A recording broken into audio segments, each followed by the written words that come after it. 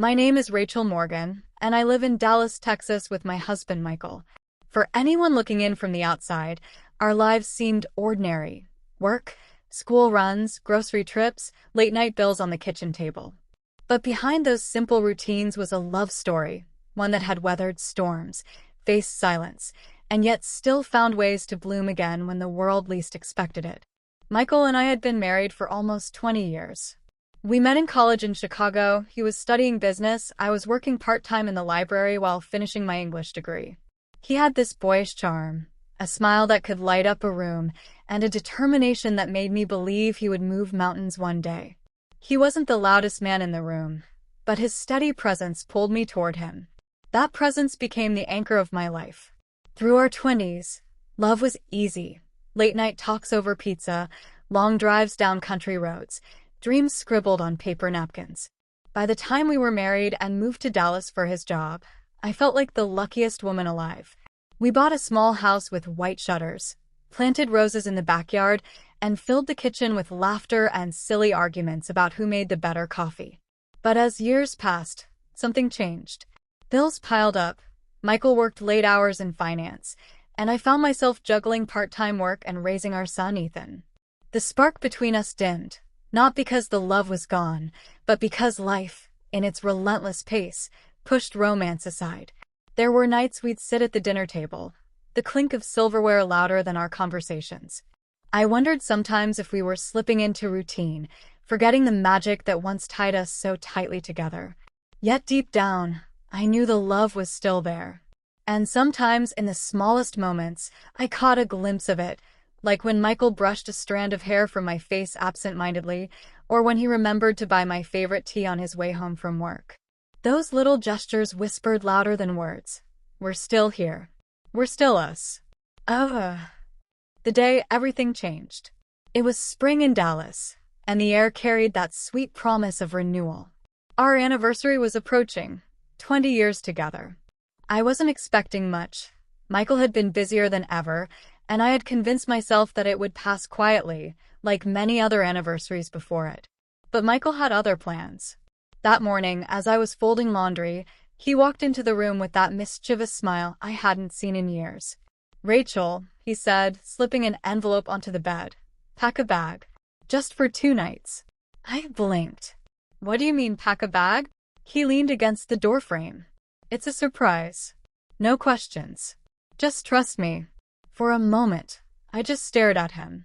The years of routine melted away in that second, and I saw the man I fell in love with, the one who used to take me on spontaneous road trips without a map. I laughed, shaking my head. "You haven't changed at all, have you?" His smile softened. "I hope not." That afternoon, Ethan was dropped off at a friend's house, and Michael drove us out of the city. As the tall buildings of Dallas faded in the rearview mirror, I felt something I hadn't felt in years: anticipation. A getaway to remember. Michael took me to a small lakeside inn in Austin, Texas. The place was tucked away among tall oak trees, with balconies overlooking the water. The moment we stepped out of the car, I breathed in the scent of pine and wildflowers. "This is beautiful," I whispered. He took my hand, his thumb brushing lightly against my skin. "You deserve it." Our room was cozy, with a fireplace and a balcony that opened to the shimmering lake.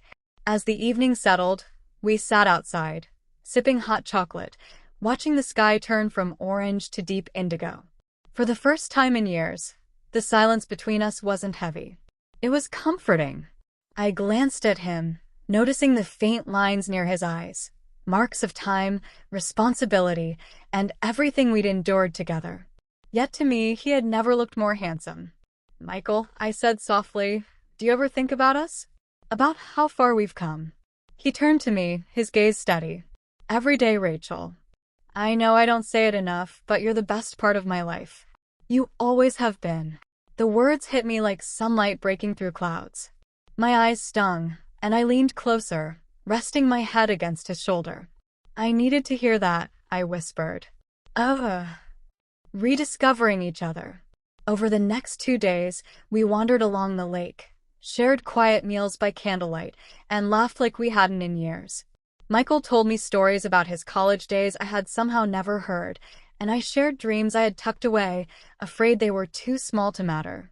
One evening, after dinner, we danced on the balcony under the stars.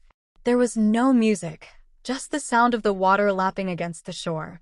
He held me close, his breath warm against my ear, and for a moment, I felt like we were 20 again, two young lovers with the whole world ahead of them. It wasn't about grand gestures or expensive gifts.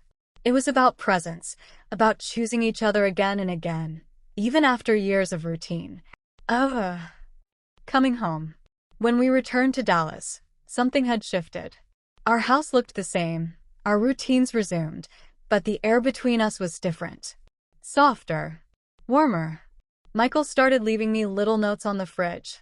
"Have a good day, beautiful." I surprised him with his favorite dinner after long workdays. We carved out time for walks together in the evening, holding hands like teenagers. Ethan, our son, noticed too. One evening, he walked into the kitchen while Michael hugged me from behind as I stirred pasta. Ethan rolled his eyes and laughed. "You guys are so cheesy." But I could see the smile tugging at his lips. Deep down, he was happy for us. The power of love. Our story wasn't perfect, and it never would be. We still argued about bills, still had days when exhaustion pulled us apart. But beneath it all was a truth we had rediscovered. Love isn't about avoiding storms. It's about holding on, even when the rain comes pouring down. 20 years in, I realized something I should have known all along. Romance doesn't fade unless you let it. It may grow quiet, buried under life's noise, but with care, patience, and a little courage, it blooms again. Michael and I chose each other, not just on our wedding day, but every single day after. That's what made our love story not just romantic, but real. And as I sit here now writing these words, I know one thing for certain. No matter what the future holds, I'll always choose him. Over and over, forever.